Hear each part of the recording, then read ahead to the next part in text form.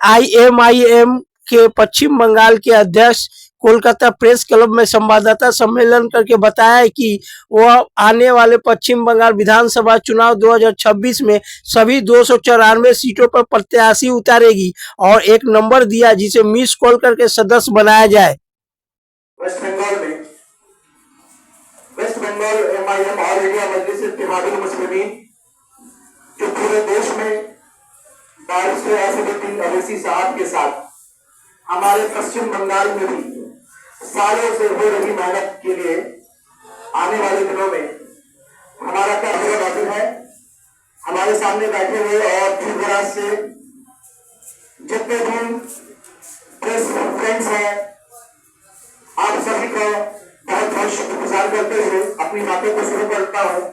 और हमारे West Bengal state MIM leader जनाब इमरान सोलंकी साहब को मैं वेस्ट बंगाल एमआईएम के आने वाले डेज में क्या मकसद, मिशन, उद्देश्य और जो भी हमारा संकल्प है, बैरिस्टर असदुद्दीन अवैसी साहब का जो भी प्रोडक्शन है, सबका शुक्रिया कि आप यहाँ पर मौजूद हैं।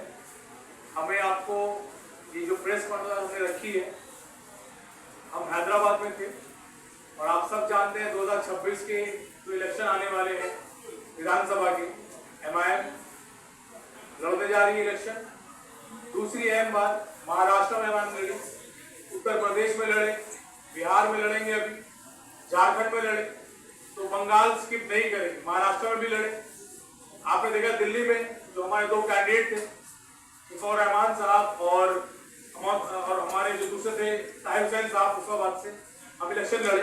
तो एमआईएम बंगाल में भी इलेक्शन लड़ेगी। काफी लोग ये सोच रहे थे कि एमआईएम खामोश बैठी इलेक्शन नहीं लड़ेगी, लेकिन ऐसा नहीं है।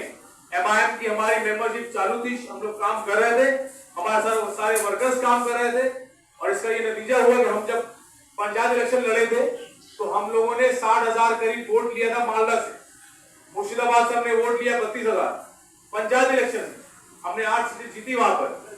उसके बाद हमने बर्दवान में इलेक्शन लड़ा था, आसनसोल में इलेक्शन लड़ा था, आप साउथ बंगाल में इलेक्शन लड़ा था। साउथ बंगाल में आपके हमारे जयनगर असेंबली है, वहां लड़ा, मगहट पश्चिम असेंबली वहां लड़ा। हर जगह 15,000 18,000 वोट दिए हैं। तो एमआईएम मजबूत है। और हम जब आज आपके सामने जो प्रेस कॉन्फ्रेंस करने बैठे हैं, असदुद्दीन भाई साहब जो हमारे पार्टी के प्रेसिडेंट है, बैरिस्टर साहब, उनसे हम मिले जाकर, उनसे सारी बातें कही।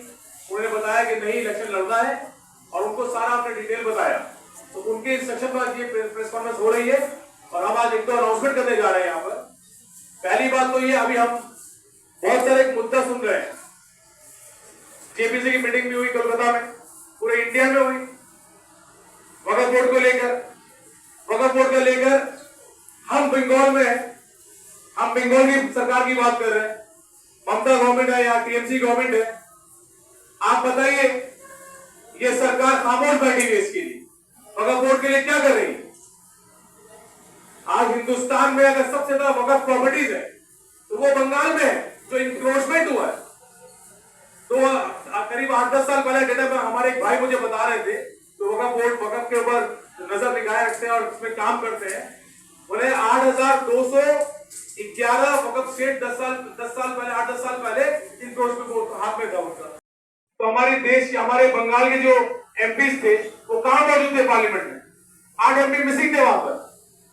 और असद साहब अपनी बेटी की शादी के दूसरे शादी थी उनकी बेटी, वो उस दिन वहां मौजूद थे। तो वक्फ बोर्ड के बिल पे वापस आते हैं।